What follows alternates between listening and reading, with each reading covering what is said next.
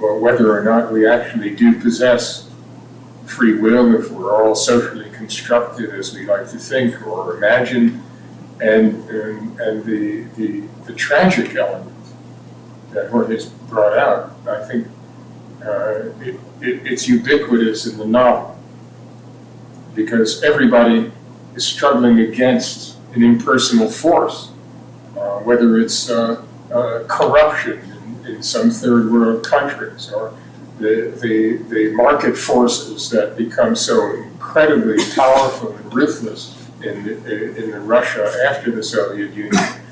Even within science, I think Jorge finds this the struggle among scientists, who's going to get there first, and this, all the human grandeur that's possible in these endeavors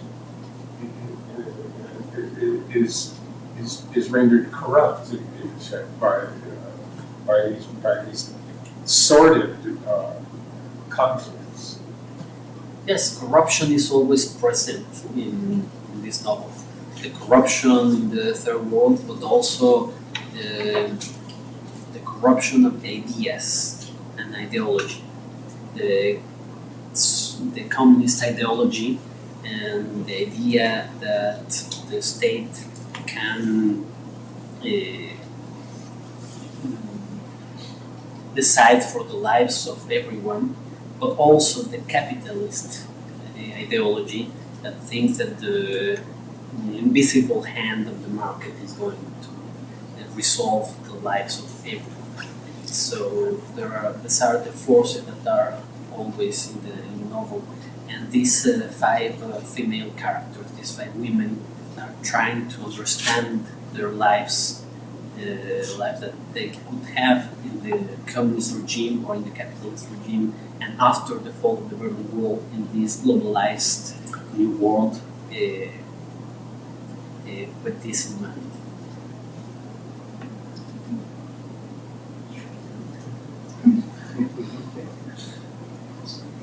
Why did you tell this story, or why did you choose to tell it through five women?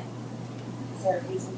Yes. Well, I think that the most important revolution during the 20th century is the revolution of women, and how in Western societies the role of women changed so much.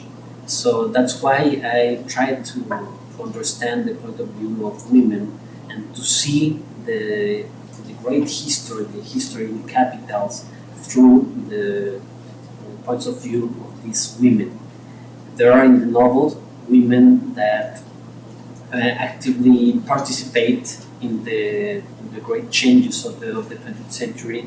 Jennifer is a part of the International Monetary Fund, and she is in charge of the privatization of the Russian enterprises, the state-sponsored Russian enterprises. So she's in charge of some of these changes. But there are also women that are only victims, as Susanna, of these changes. So I wanted to see, we always associate history with capitals, with men's decisions. So I wanted to see what happened with women at the end of the 20th century, how women decide a lot of things during this time, but how women also continue to be the victims of the decisions, mainly of men.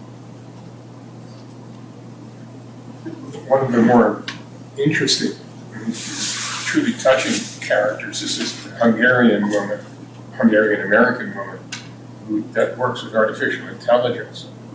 And her incredible genius is what continuously trips her up. And it blinds her to her relationships, which are always wrong. You keep saying this, you're productive. She does it in.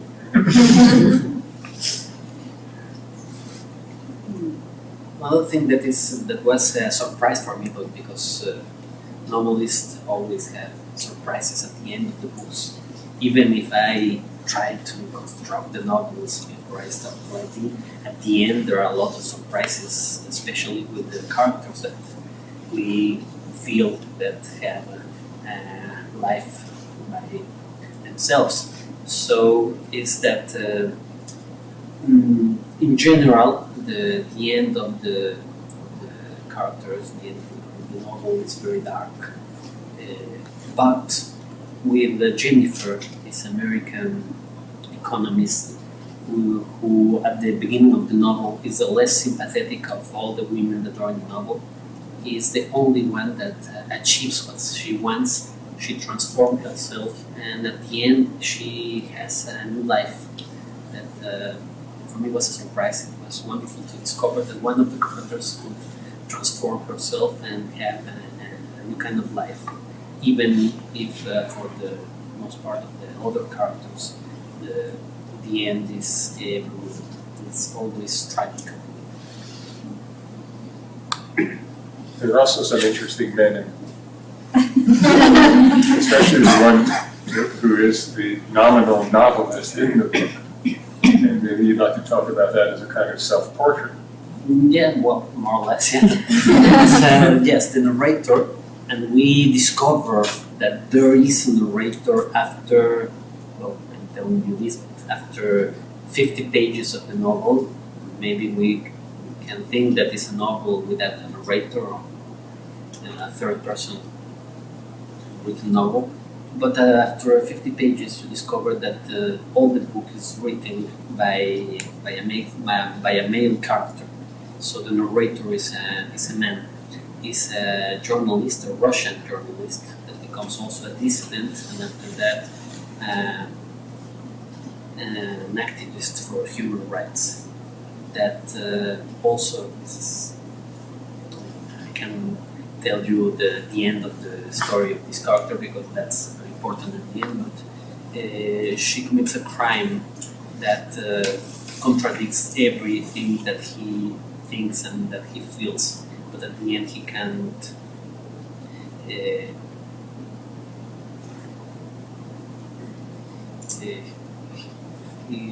For him, it's impossible not to do what he does. So it's a journalist, and he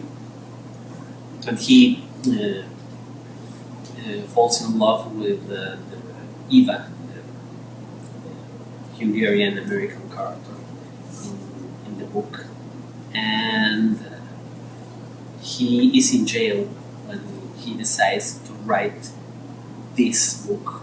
So this book is his testimony, his way to understand what happened not only during these 2 decades of the end of the 20th century, but with his own life and his own decisions.